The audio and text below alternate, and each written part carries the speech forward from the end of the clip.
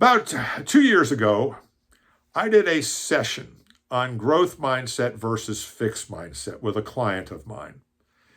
Had about 150 people on a Zoom call where I show a number of PowerPoint slides and, of course, my trademark videos of experts discussing what they did to excel in their craft, to become the best.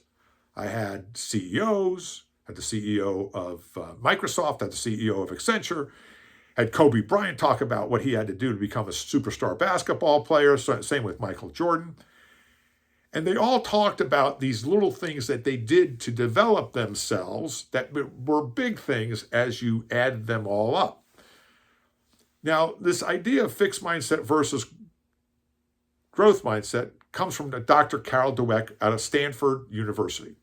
And when her studies would show that students who thought they were intelligent would be less apt to take harder tests, whereas growth mindset students, those who were praised for their efforts, those who recognized that it's the effort that counted, were more apt to take harder tests and more willing to do things that are more innovative, more risky, so to speak, in order to learn new things. Whereas the fixed mindset, the people who believed they were intelligent, were more apt not to try new things, not to develop themselves. They would stay stuck in the comfort zone.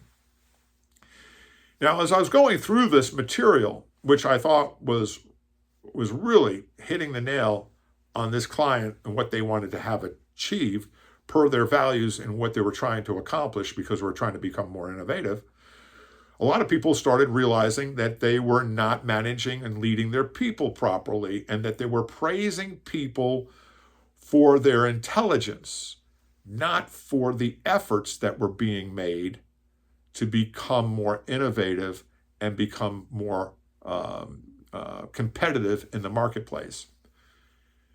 As we wound down, I had a woman who opened up her microphone and she said, "I got to tell you, I'm very upset."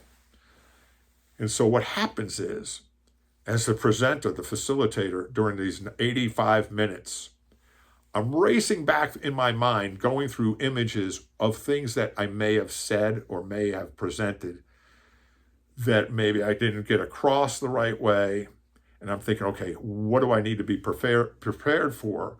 Because I got 150 people, and this woman now has said, "I'm very upset." She said, "I'm not upset with you. I'm not upset with the program. I'm upset with myself." And then she went on. She said, "I have a daughter who has gone into high school, and she left middle school where she was a straight A student. But in high school, she's been getting C's. Went from straight A to C's, and she's very frustrated. She's very upset. And what I have been doing as her mother has been praising her for her intelligence." And the woman was crying.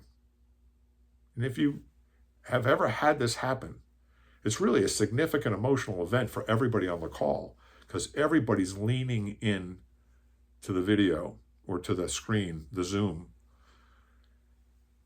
and listening to this person.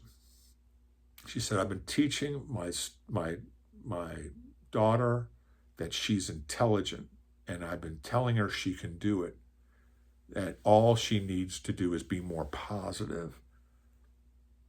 And I recognize now I need to be praising her for her efforts." And then she said the key thing. She's not doing the same things that she was doing in middle school. She had study groups. She studied for a couple of hours a day. She's no longer studying for a couple hours a day. She was doing all these things in middle school, but she stopped doing them in high school. And I am probably the instigator or the cause to this problem, because I've been praising her for how smart she is. Now I need to go back tonight, and I'm excited to be able to say, "Remember all those things you did in middle school? What if you started doing those again? You join study groups, you start studying at a regular time, and you do all the things that you did before." That was an eye-opener. And everybody on the call just could you feel the heart, everybody's heart go out to that mom, that manager who opened up and who was so authentic and so vulnerable. I hope to have and be able to explain growth mindset, fixed mindset in such a manner that you will have an aha moment. I'm Joe Murphy, and I am here for your success. And I look forward to talking to you about growth mindset, fixed mindset again. Thanks for watching.